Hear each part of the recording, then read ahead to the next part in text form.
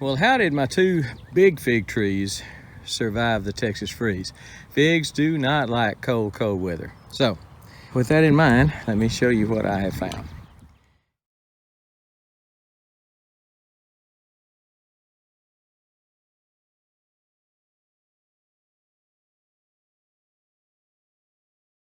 This is a brown turkey.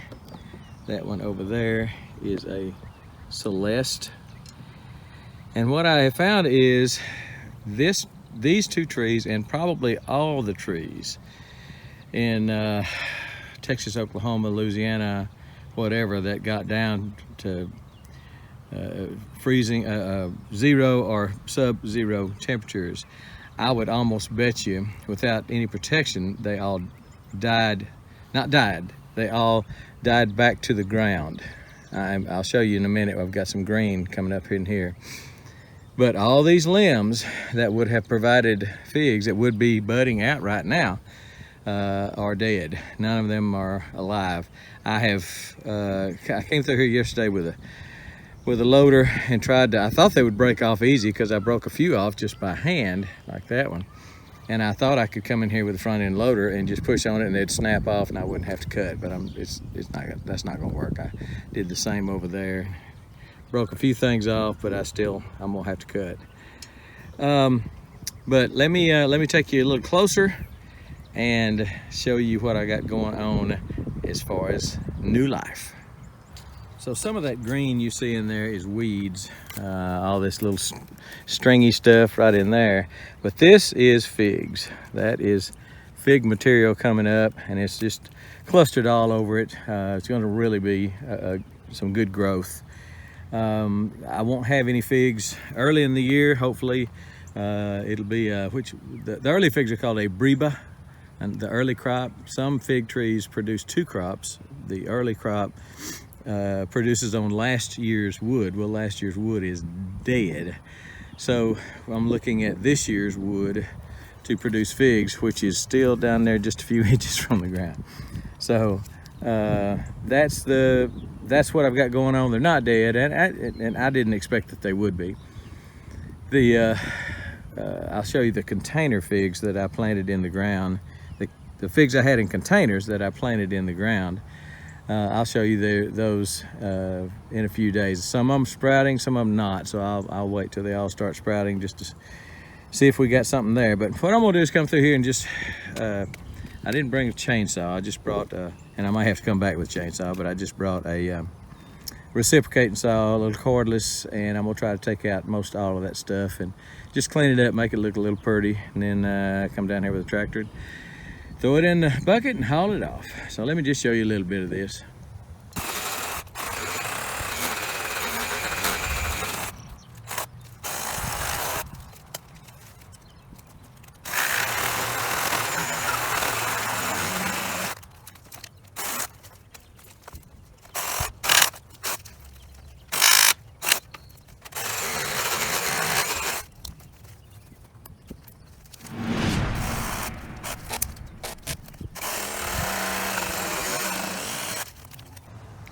So I took out a lot of the big stuff. A lot of the little stuff that's left it looks like to me that's where the new growth is, at the very base of some of these. And I was gonna just take them out real low, and I'm not gonna do that now. So I'm gonna try to come in here with some pruning shears, some big pruners, and take those out. I think I just want to clean it up, make it look better, but also this is all dead. Now it may break off as the year goes on and whatever, but I'm gonna go ahead and try to take most of it off to just try to clean things up. So here's what I'm talking about. This is one of those small shoots right here that have come up, and you can see, oh, that's weeds. But you can see that new fig shoot coming up just at the base of this. So I'm gonna come in here maybe 12 inches tall, but I just want to open this up, make sure they get plenty of sunlight, and I'll show you afterwards, after I go get some pruning shears and just gnaw on it a little bit. See what it looks like then. Whew, well, I got all the little stuff pulled out of there and pretty much just gave it a haircut at about 16 inches. I hit very few of the new fig shoots coming up. I think I cut one or two, but not very many. And this stuff, those weeds, I pull most of that out of there. I don't even know what that is. It's almost like Velcro. It'll stick to you. I mean, it really is. Just feels like Velcro. But hopefully got most of that out. I didn't get it all out, but I got most of that out. And looks pretty good. The other one looks pretty good too. Let's take a look at it. You got to come in here with the tractor and loader, and I'll probably put the forks on it. I think it might be able to scoop this up better with a fork than probably make one load with forks, where I'd make two or three loads with a bucket. So here's the before, and the limbs that are sticking upright are would have been sticking a lot straighter up, but I tried to break them off, just pushing down on them with the tractor, and that didn't work. But that's what it looked like before, and here's what it looks like now. And that's one of them. That is the other one. And I think they look real good. It's been 3 or 4 days since I did this. Let me show you the growth. Man, those things were just looking for some sunshine and a reason to grow here. I pulled out most of this weedy mess, whatever that is. I think I showed you that. Told you it feels like kind of like Velcro.